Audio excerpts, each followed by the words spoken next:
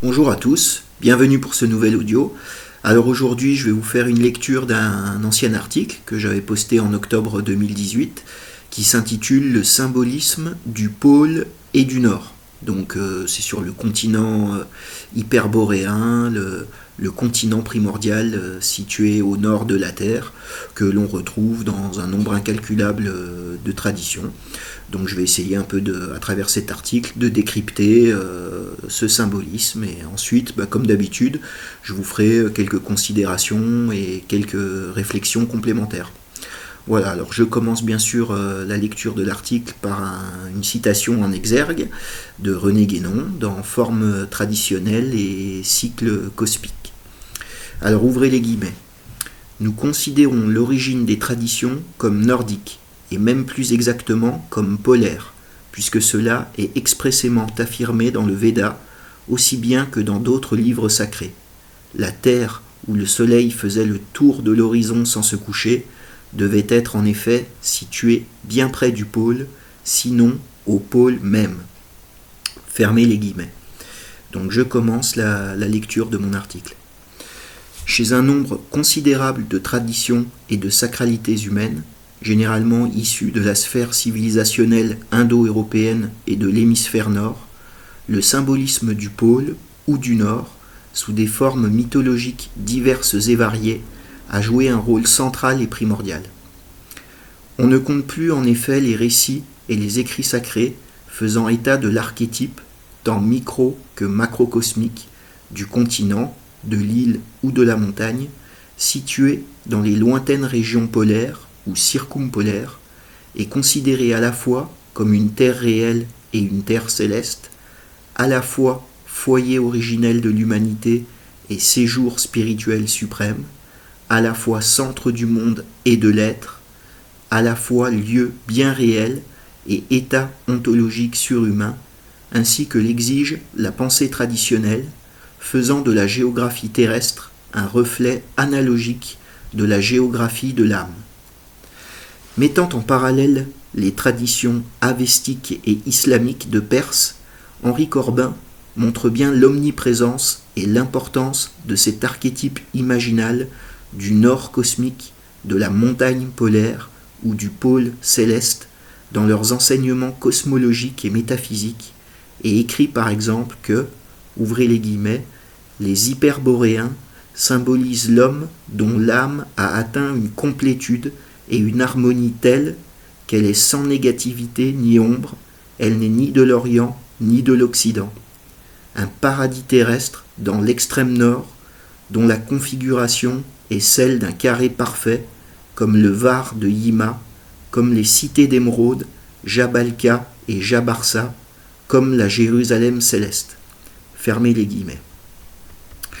Nous élargirons le propos en rappelant l'universalité et la floraison du symbolisme polaire, et surtout en précisant qu'un grand nombre de civilisations traditionnelles à travers l'histoire, de l'Arabie musulmane à l'Antiquité gréco-latine en passant par l'Europe nordico-celtique,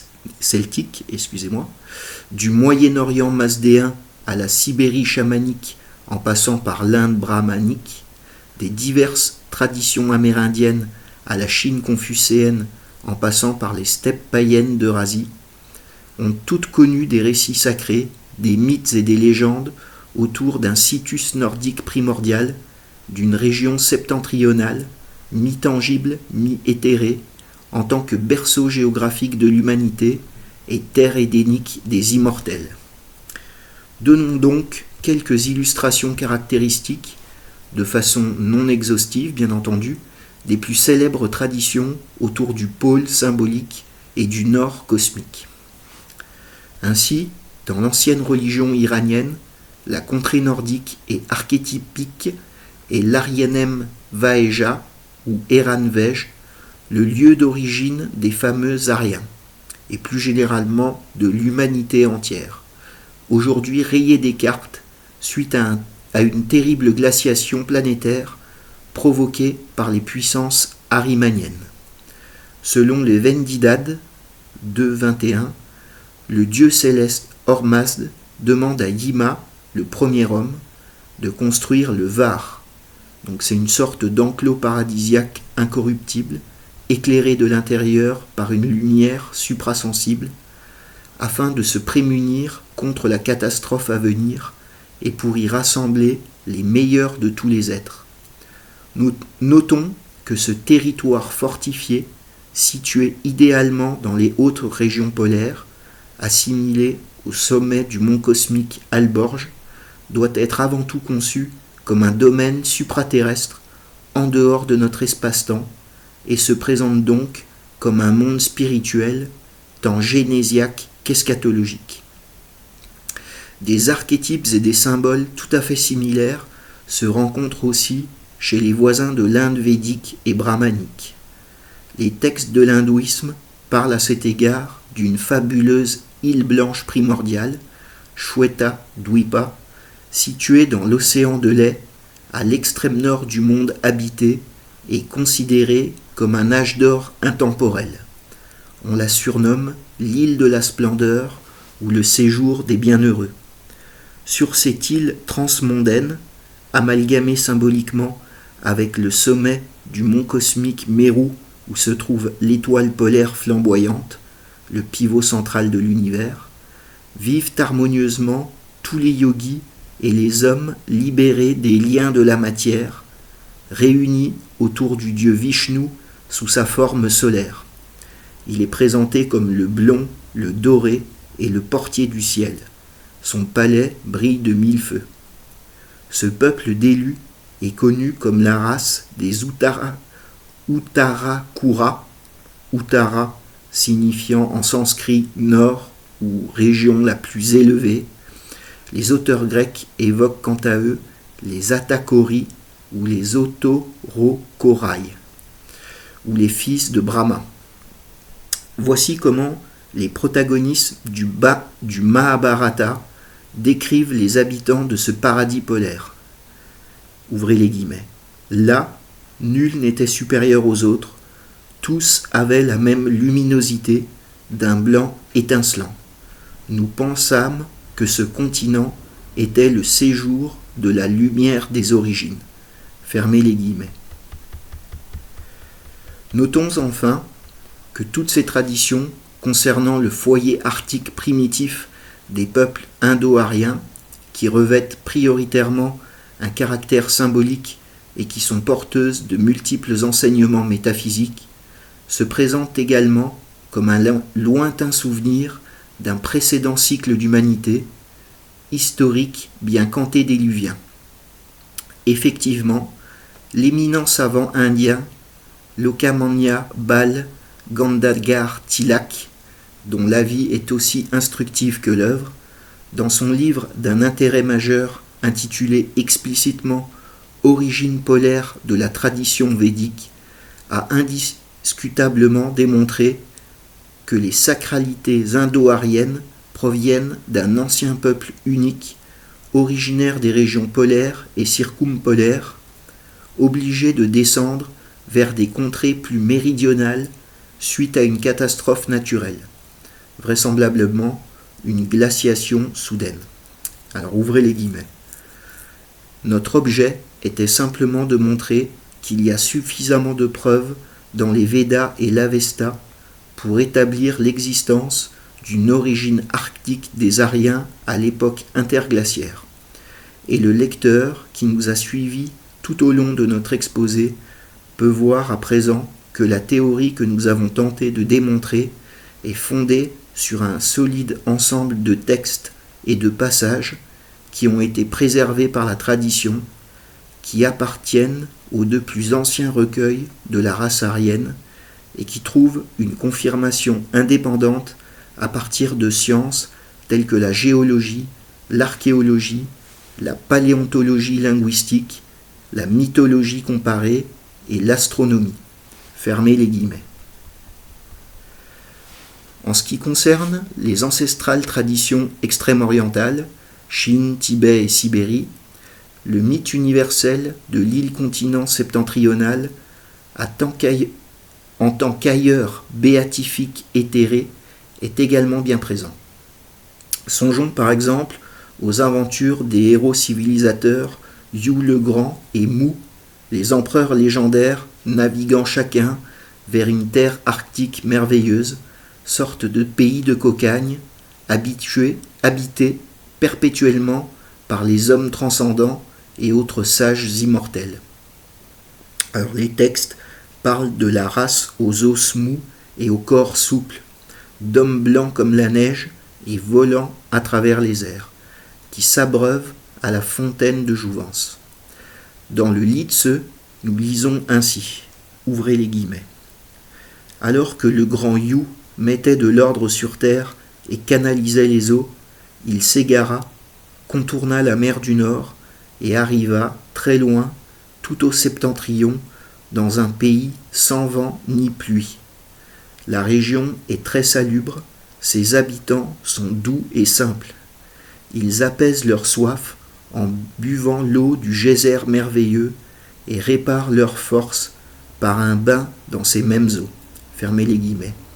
Et plus loin, il est dit, ouvrez les guillemets, le roi Mou de Tchéou, voyageant dans le nord, atteignit lui aussi cette contrée et s'y oublia durant 3 années. Quand il eut rejoint son palais de Tchéou, il fut pris d'une si grande nostalgie pour ce pays qu'il fut frappé de mélancolie. Il refusa de toucher à la nourriture et au vin. Il refusa de voir ses femmes et ses serviteurs. Fermez les guillemets.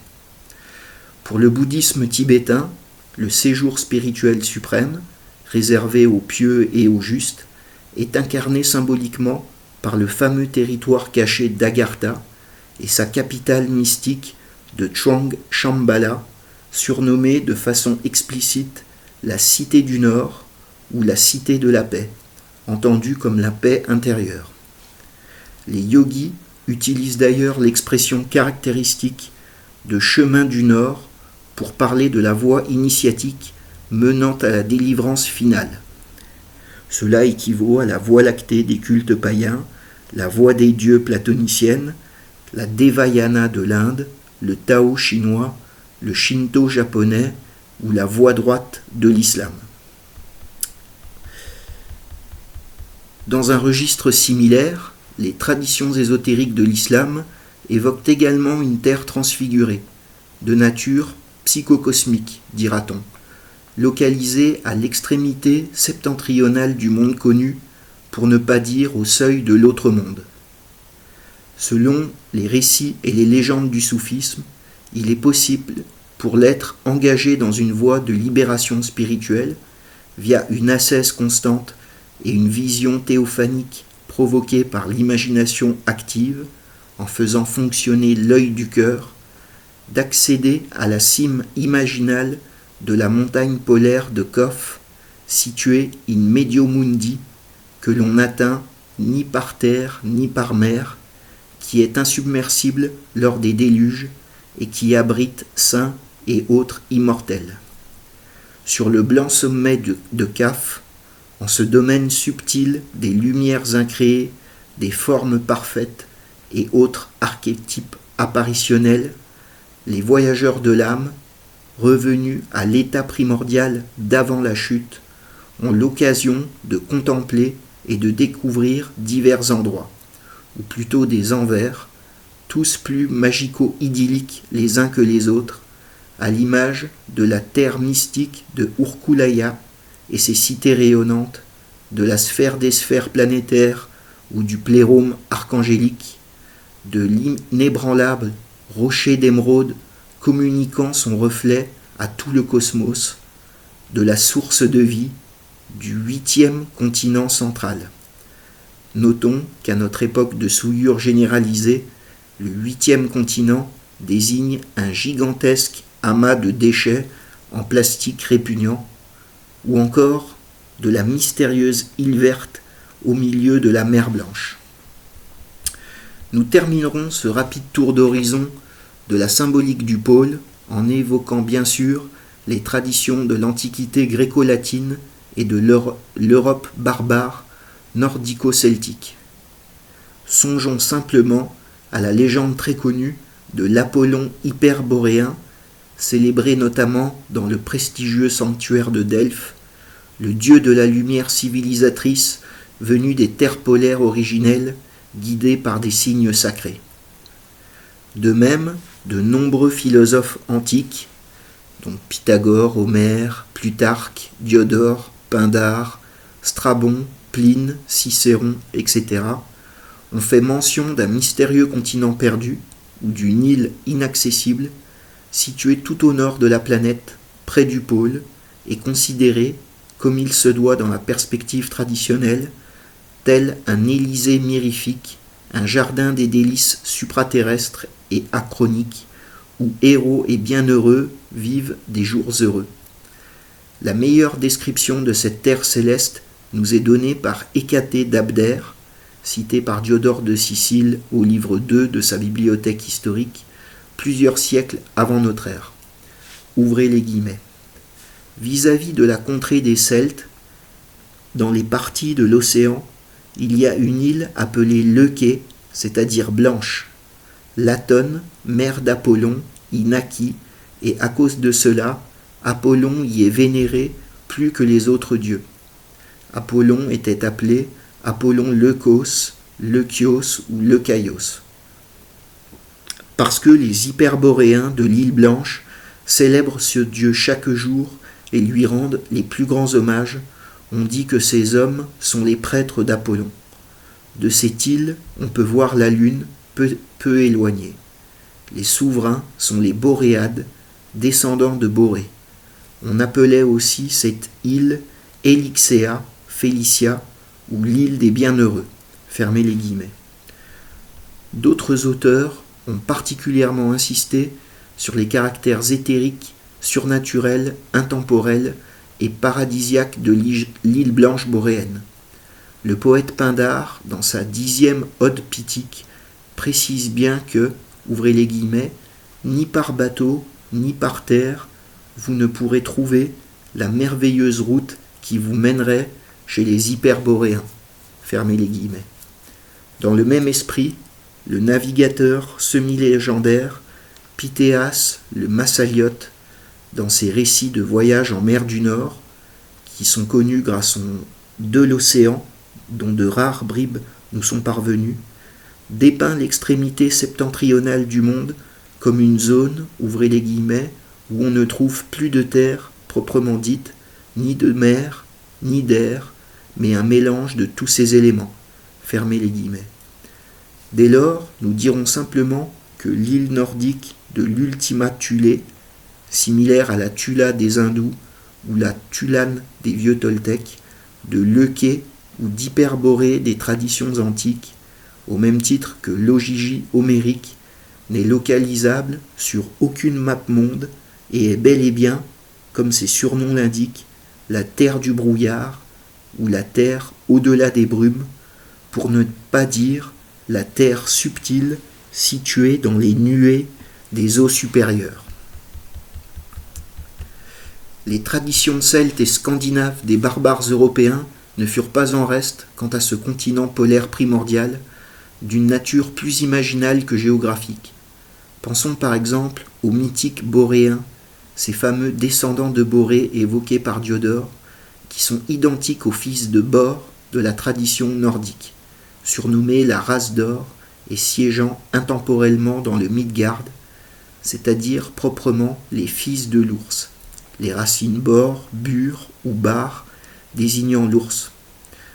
Du reste, selon certains linguistes, le terme barbare proviendrait de l'expression visigothique barbor, signifiant fils de l'ours, et serait vraisemblablement à l'origine de notre mot baron. On retrouve aussi cette dénomination chez certains peuples anciens, comme les Burgondes, les Bouriates ou les Borosis, anciens noms des Prussiens.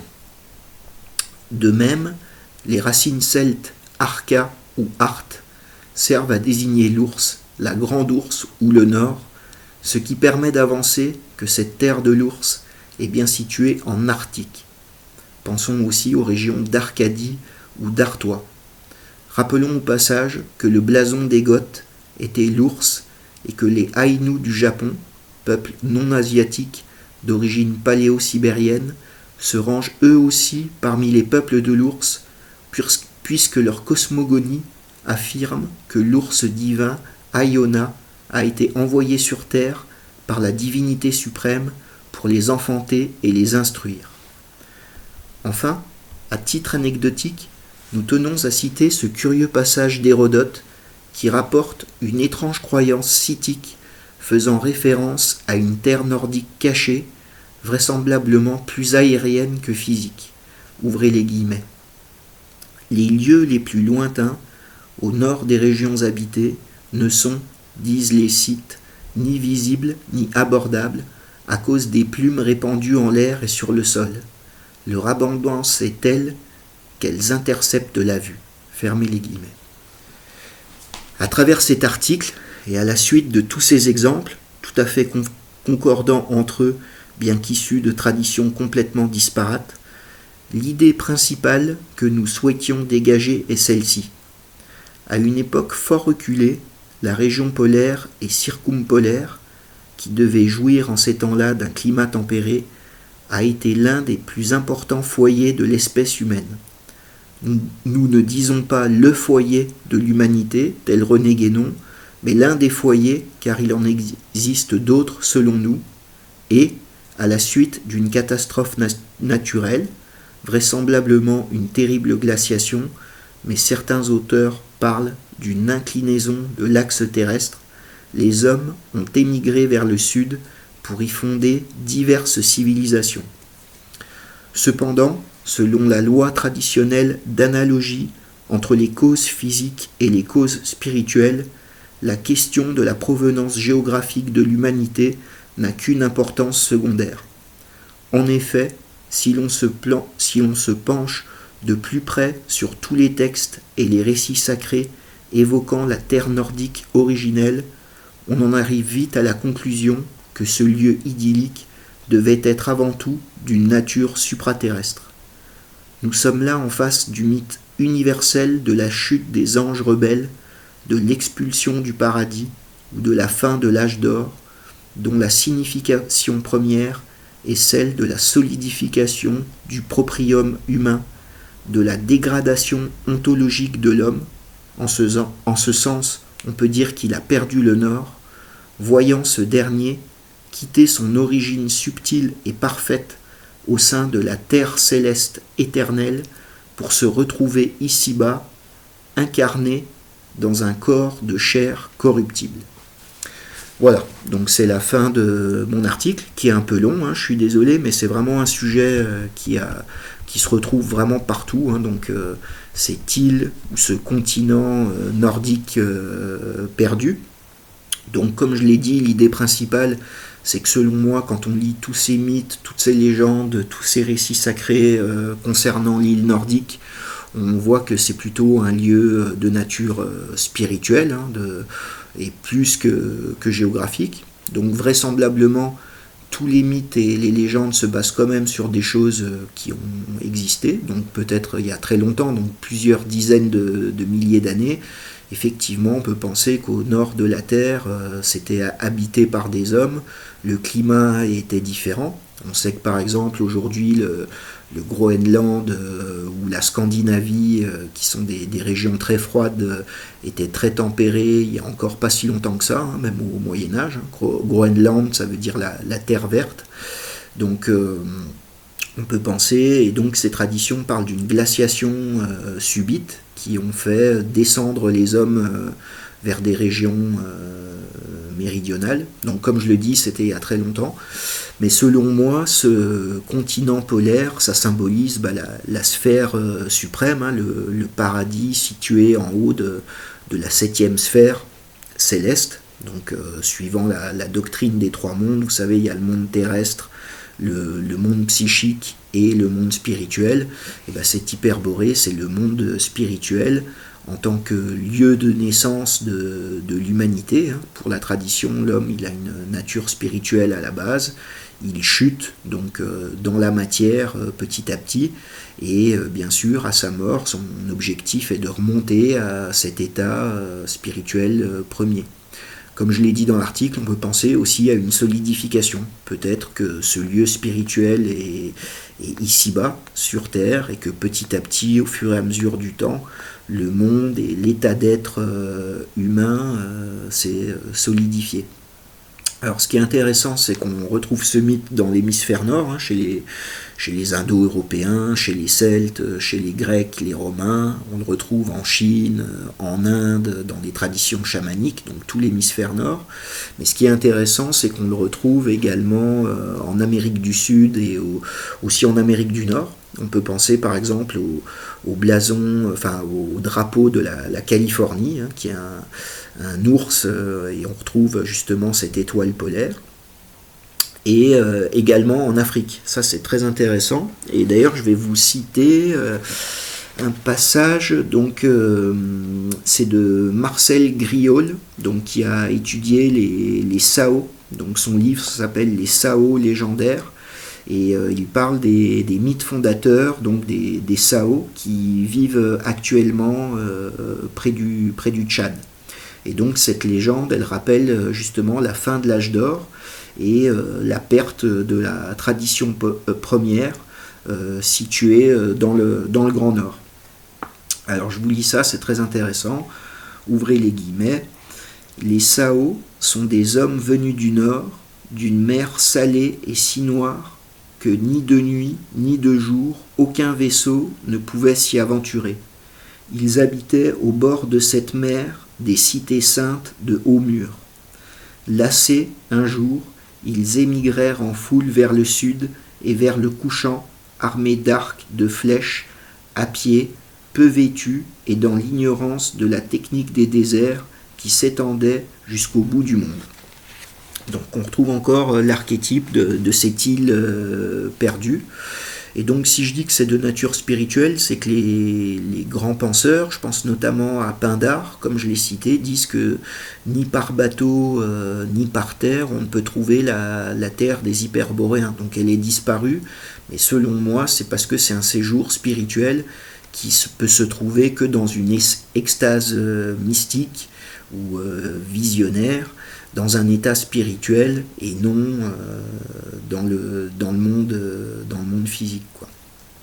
Alors une chose aussi que je voulais rappeler juste avant de terminer cette vidéo, c'est qu'aujourd'hui on parle beaucoup de l'hyperborée, hein, c'est un sujet qui revient à la mode, et j'ai remarqué qu'on confond les peuples hyperboréens avec les peuples de la mer, les Iskos, qu'on retrouve dans les textes égyptiens, ou avec par exemple les Vikings et les barbares. Et ça, c'est pour dire que tous ces peuples n'ont que quelques millénaires et sont très récents, alors que l'hyperborée, d'un point de vue traditionnel, on peut la faire remonter donc au début de notre cycle historique, presque de notre Manvantara, comme disent les hindous.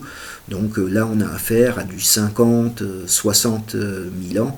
Donc ça n'a rien à voir, bien sûr, avec les Vikings ou les peuples du Nord, qui pourraient presque d'ailleurs ressembler à leur parodie de fin de cycle. Car pour moi, les Vikings sont des peuples, on va dire, des pillards, quoi. C'est pas des peuples civilisateurs comme le décrivent les textes sacrés. Et on peut penser aussi, par exemple, aux peuples aztèques, par exemple, ou toltèques, qui disent que c'est des hommes blancs venus d'une terre nordique qui sont venus les civiliser, avec à leur tête Viracocha. Et lorsque les conquistadors espagnols sont arrivés sur leur bateau, ils ont cru au début que c'était les grands ancêtres qui revenaient. Mais bon, ils ont tout de suite compris qu'ils n'étaient pas là pour les civiliser et que c'était pas les dieux anciens qui revenaient par bateau, et ils se sont fait détruire. Donc on pourrait penser qu'au début d'un cycle, il y a des peuples civilisateurs et qu'à la fin, ces mêmes peuples redeviennent des peuples destructeurs et maléfiques, comme s'il y avait une analogie, un retournement de la situation. Voilà, donc c'en est tout pour cette assez longue vidéo. En fait, ça fait une demi-heure maintenant que je parle. À la base, je voulais faire cette vidéo en one shot. C'est peut-être plus simple pour vous à écouter quand je parle, mais j'ai préféré lire mon article parce que il y a énormément d'exemples et de citations, donc ça aurait pas été facile à faire comme ça, quoi. Donc je vous renvoie à cet article. Je vous mettrai le lien. Comme d'habitude, n'hésitez pas à commenter si vous avez des choses à rajouter, des questions. Pouce bleu, abonnez-vous. Je vous mets le lien également du Tipeee. Et je reviendrai dans le courant du mois de janvier. Sûrement, je ferai une ou deux émissions avec Ralph. Et à la fin du mois aussi, je referai une émission avec Grégory de la chaîne Tiki Viracocha sur la tradition, on va dire, en général, et rappeler les grands principes de qu'est-ce que c'est un monde traditionnel, en rentrant plus dans les détails, une émission d'1h30, 2 heures. Quoi. Voilà, écoutez, je vous dis bonne continuation à tous, portez-vous bien et à la prochaine.